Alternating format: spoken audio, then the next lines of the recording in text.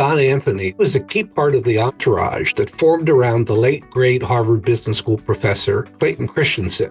For the last 22 years, Scott has worked at or been attached to a strategy consulting firm called Innovators.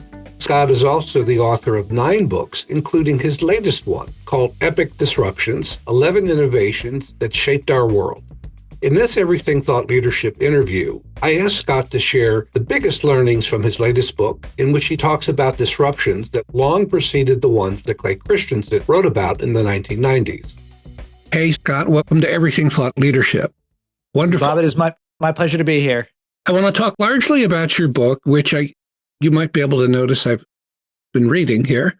I'm mostly through it, and I think it's great. Your book focuses on historical disruptive innovations that, except for one, I guess, the iPhone, long preceded the ones that Clayton wrote about. Why did you decide to focus on these now? So a couple things that I would say. First, why a history book in general? I have to admit, the idea of doing a history book was not mine. I actually had a different book that I proposed to my publisher. It was based on a class that I teach at Tuck called Leading Disruptive Change. It's about how do you lead through all the uncertainty we're facing today. The publisher said, that's interesting. However, we have a different idea for you. They had just named disruptive innovation one of 4 ideas that changed the world of business, along with emotional intelligence, shareholder value, and scientific management. They said, you have been in this field for 25 years. Who better to go and interrogate the idea through history? And at first, Bob, I said, no, that's not the book I want to write. But I sat with it and I said, for as much as I've thought about the idea of disruption, this is a lens I have never taken. And Clay Christensen always taught you take an old problem, you look at it through new lenses, you're going to see something different. So I said, why not do it? I'm very thankful I did because I learned a lot. So that's part one. Part two, why these 11? Why pick Gunpowder and Julia Child and the one that you mentioned? So part of this is I was looking for things that met a definition that Sir Francis Bacon laid out in 1620 in Novum Organum, where he said there have been 3 things in world history that changed the state and appearance of the entire world. The world's different before and after. 2 of the 3 that Bacon mentioned are in the book, the printing press and gunpowder. The compass isn't because the history is too amorphous. So I'm looking for those things where literally you can see the difference between those 2. And I'm also trying to tell a good story. So Julia Child had her impact in the world. It doesn't quite rise up to the level of the printing press. I'm not going to argue with that, but it's a really good story. And through a good story, we can see things we would otherwise miss. And that's the biggest thing I take from all of this. History is a lens. History can teach us things. It may not repeat as the saying goes, but it certainly rhymes. And as we deal with all of these things today that feel like they will change the state and appearance of the entire world, well, the past can help show us things we would otherwise miss. Yeah. So were there any perceptions you had before you did your research for the book? Any perceptions you had that you learned later after writing the book? Boy, I was completely wrong about this aspect of disruptive innovation. There's 2 things I would highlight here. The first is kind of a obvious sort of thing. But, if you look at the previous books I've written, the previous books have as the subject in sentences companies generally. So it says Procter & Gamble did this. And the obvious thing is Procter & Gamble doesn't do anything. Procter & Gamble is an organization who does something, well, people do something. So this idea that it really is individuals that are then working in teams, that are then in departments, that are then working together, that's what makes innovation happen. So I have a story in the book about Pampers. It's not Procter & Gamble that does Pampers. It's Vic Mills tapped on the shoulder to explore new areas, asking Bob Duncan to go into the diaper category, getting a team with Henry Tecklenburg and others, and then all the main blah, blah, blah, blah, blah. The stories have heroes, and those heroes, that's a plural word, not a singular word. It's kind of obvious, but still, really doing the historical research brought that into relief. The second thing, I'm a believer. I believe in the power of disruption. I believe it makes the world a better place. I believe it drives progress. The research showed me very clearly that while that is true, disruption also casts a shadow. And part of that shadow we get intuitively when a disruptive innovation changes dynamics in a market. There are winners and there are losers, but it's deeper than that. When a big disruptive change happens, like Henry Ford's Model T, society has to deal with change. In the 1920s, there's chaos and carnage on the streets of cities because they were built not for cars, but for people and for horses. And it takes time to go through that. And individually, we all suffer from the status quo bias. We would like things, all else being equal, to stay exactly the same. And when something like ChatGPT shows up in your hand and you're a teacher or you're a parent, you all of a sudden have this new thing to deal with, and it's really hard. So that shadow is something that was drawn into very sharp contrast through the research and writing. Those are the two things I learned. Yeah. Your first point, I remember people say, well, Ross Perot he was kind of the pioneer of outsourcing when he set up EDS. Well, no. Ross Perot was working at IBM and he tried to sell IBM on outsourcing. And so I guess he didn't get very far. And so he left and he founded EDS. Same thing with the founder of Paychex, the payroll service. Tom Golisano tried to sell a mid-market payroll service firm on providing payroll services for small businesses. Everybody, including ADP, were focused on large and mid-sized businesses.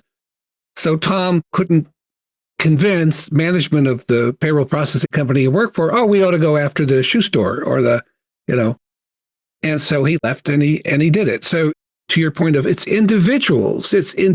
Sometimes they work in big companies. Sometimes those big companies don't listen to them and they leave and they create an innovation that changes a lot of things.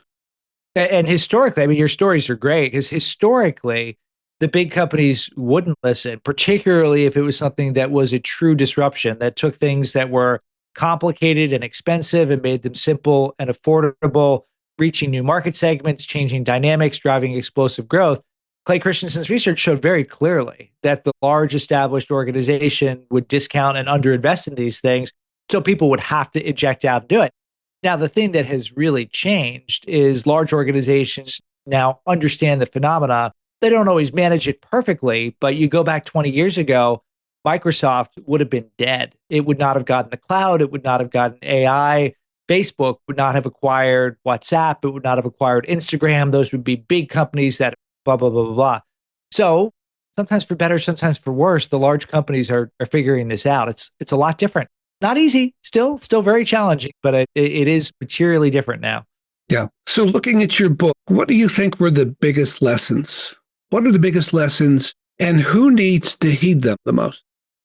Well, I will say, bias of an author, I think everybody needs to heed them. But, I think in particular, if you're leading a large enterprise, you need to pay attention to the lessons of history about disruption. If you are tapped on the shoulder and asked to go and create something anywhere, you need to heed these lessons.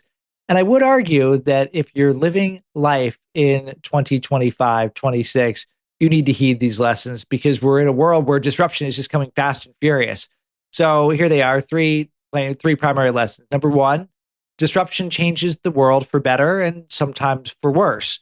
We have to understand that when a disruption like artificial intelligence or robotics or some of the new things emerging in healthcare, as they play out, the world will look materially different. There will be good things, there will be bad things. Number two, disruption isn't done by superheroes. Julia Child, as an example, is something we've talked about. She wasn't born a great chef. The first time that she took the final exam at Le Cordon Bleu, she failed it. The first meal that she made for her husband, Paul Child, was brain simmered in red wine sauce. Why she picked that, who knows? But it was a disaster. She learned, she experimented, she was curious, she persevered. Great innovators are not superheroes. They follow these kinds of behaviors. They're curious, they're collaborative, they experiment, and so on. And number three, innovation, it rewards people who are patient and perseverance. You have to learn how to be comfortable being uncomfortable. There are no overnight success stories. The last chapter in the book is the Apple iPhone.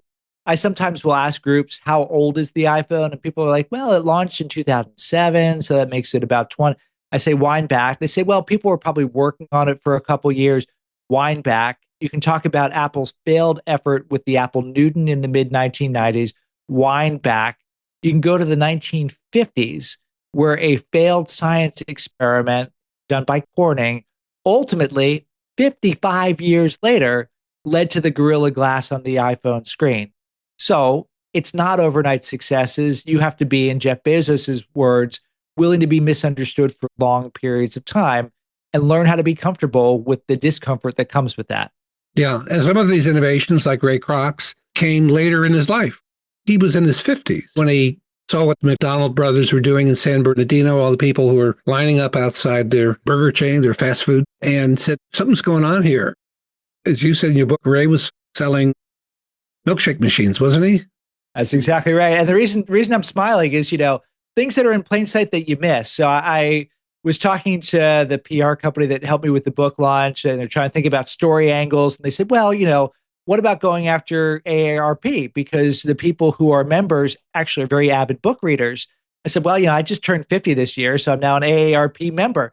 And they said, are there any stories in the book with people older than 50? I'm like, probably, but I hadn't thought about it. And then every single chapter. It's not that Ray Kroc is an anomaly because he's the plus 50 or 52, whatever, when the stories start, protagonist.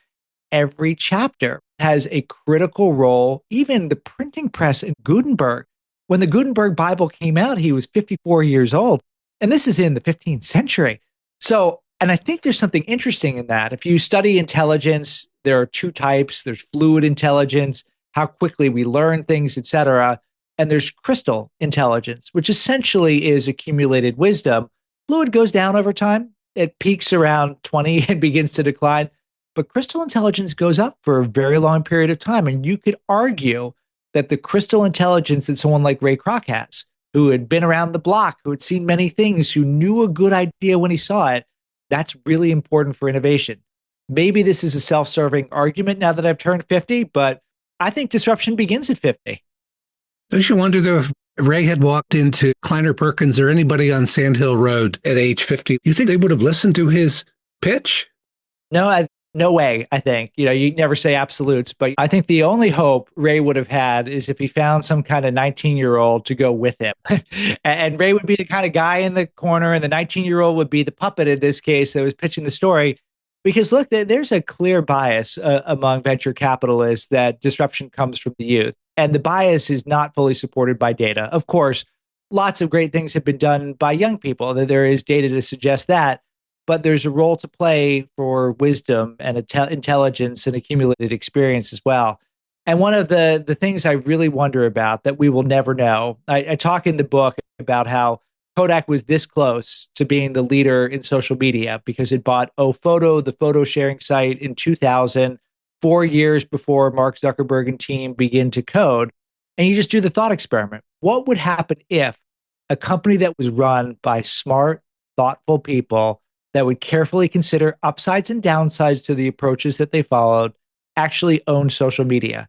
Would the world that we live in now that is drowning in disinformation and polarization, would it be a different world? You can't argue the counterfactual, but I think maybe it would actually be a better world.